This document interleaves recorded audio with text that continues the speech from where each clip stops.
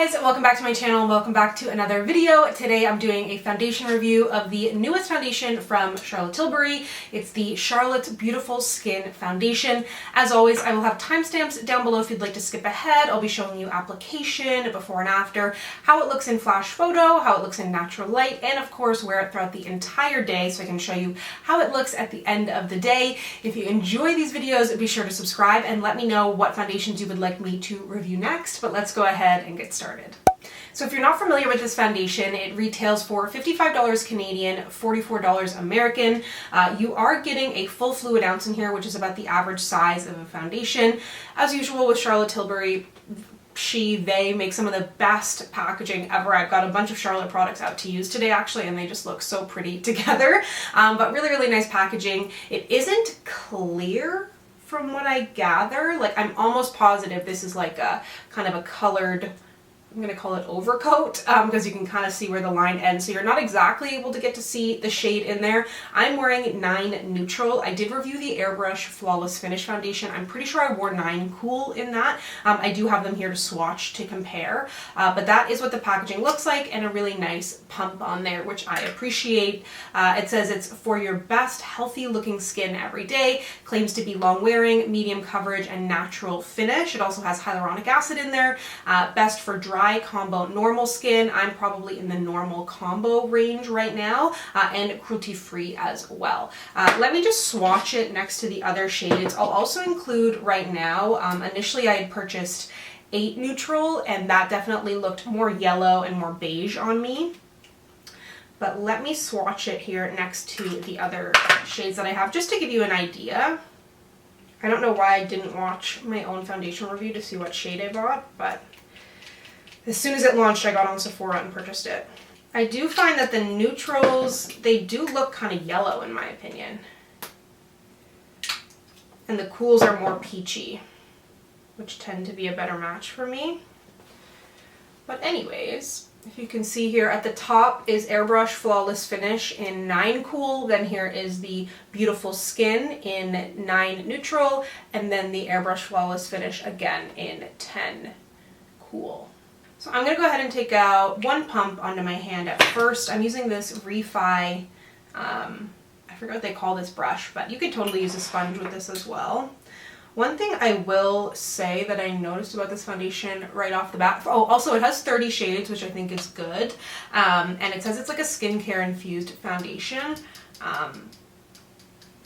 But what I will say is I was kind of expecting, just because of the way that makeup is right now and the packaging and everything, that it would be more of a tint, but it's definitely a foundation. It's a strong medium coverage. It's not like a light medium, if that makes sense. But I like it with this brush because it kind of thins it out a little bit. I tend to like medium coverage, natural finish, which is exactly what this claims to be. But the first time I used it, I feel like I used too much product because I was expecting it to be lighter. And that's my own fault for not really like looking it up properly. So this is just 1 pump on this side of my face. And I will say, I used the Laneige Glowing Makeup Serum under this. To me it definitely is I would say natural matte finish over natural satin. To me, the way the ads were looking, it was looking a lot more dewy. It's not as dewy as I expected it to be. But it says it has hyaluronic acid to hydrate and revitalize the skin's outer layers, visible layers, rose complex to reduce visible signs of fatigue, make your skin look brighter and smoother, and Bix Active, which visibly reduces shine and blurs the look of pores. So I do find it to be on the blurring side. It's kind of doing what it says it's going to do, but in the marketing, like in terms of pictures, reviews, things like that I've seen, that's what I feel like it's kind of hasn't been there. So I'm just mentioning that in case you had the same impression. So that is 1 pump on 1/2 of my face. My face is quite clear right now. I do have like some breakouts. I'm not sure why. It's about to be that time of the month. I was wearing my hair down a lot, wearing a mask quite a bit, but we go ahead and do 1 pump over here. But yeah, I'm saying this because I feel like you can sort of overdo this foundation, especially if you want it to look medium and natural and light as they claim. But I have to say, Charlotte Tilbury as a brand, they have yet to disappoint me. I don't think there's much that I've tried that I haven't liked. I really was just expecting it to be not really catered for my skin tone. They could do a couple of more blushes in my opinion for deeper skin tones, but there are a few that I like because like my skin is not really even that deep. But other than that, everything I've tried is really beautiful. It feels and looks high-end on the skin. It has the wear time you want it to have. It has the look you want it to have. It's quickly becoming one of my favorite brands, so I was really excited when this came out. Maybe I'll do like just like half a pump, just a little bit more, because I don't want to overdo it. It really looked kind of makeup-y when I wore it the first time, and I wore it with like a fuller coverage concealer too, and it ended up looking kind of makeup-y, so I want to make sure that I keep it light today. It's also a crazy snow day here in Ontario, so I don't think I'll be going outside. It's also a day where maintenance is supposed to be entering my unit to like fix some kind of, or like check on something, and I'm like, please don't come now. Please. So I think as you can see, it does give a really beautiful finish. There is a little bit of natural glow to my skin. You'll see in the close-up that I think it does look like natural, beautiful skin, as they say. This color definitely tends to pull a little bit more yellow, more golden. Perhaps if you like to go a little bit more peachy, I recommend trying the Cool. Like I said, I did purchase 8N, and then I went in store, I was wearing a mask, I was trying to figure out the best shade for me, and I chose to go neutral, but I do think I could still go Cool. But I'm happy to kind of use my bronzer and things like that. This isn't a bad match by any means, but I do think it looks really good. It definitely is one of those foundations that sort of mimics a tint in the sense that I can wear this right now without concealer, without anything else, and just kind of looks like nice skin. Sometimes there's foundations that you need to, you know, do the full face to make it work. I think you can get away with this as just a foundation. I am definitely going to set it. It still has a little bit of a stickiness to it, not like a bad stickiness, but it doesn't, you know, melt into the skin in the sense that I still definitely feel like I need to put some powder on top of it, but I powder just about everything anyways. Most of the times when I don't, it's because I've forgotten, and I think where it really performs is in photos. There's no claims of SPF. I didn't notice it on the American website or the Canadian website, but I thought it looked absolutely beautiful when I took a photo here with my lights, and then when I went into my bathroom, closed the door, turned off the lights, and used a flash, which is like the harshest conditions, I thought it looked really good there too. So I'm going to go ahead and do the rest of my makeup, and I'll be right back. Okay, I am back with my full face of makeup. I just did a little Instagram live actually showing how I did my makeup, which was super fun. And I do have it saved on my Instagram for a little while, so I will link that down below. But thank you to everybody who joined on this delightful Monday morning. But yeah, everything looks really, really good.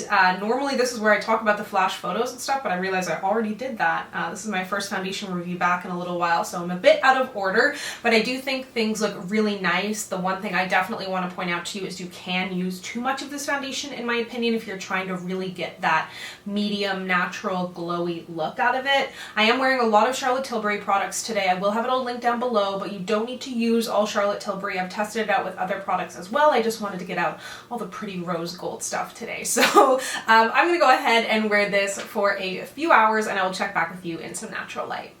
Hey guys, just checking in with you in some natural light. It is now a couple of hours that I've had the foundation on. I think it looks really, really good. It has not oxidized.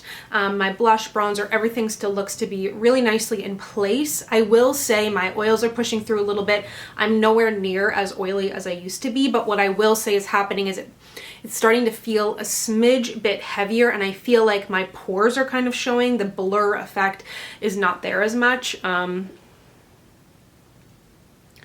Honestly, on camera, it doesn't look exactly like what I'm describing. I think it's looking a little bit better on camera than it does in person, but it doesn't look bad by any means. If I was out and about, I would kind of blot or powder, but I will do that at the end of the day. But just because the oils have pushed through, it doesn't feel as lightweight on my skin, but still looks good, still feels really, really good, and I will check back with you at the end of the evening.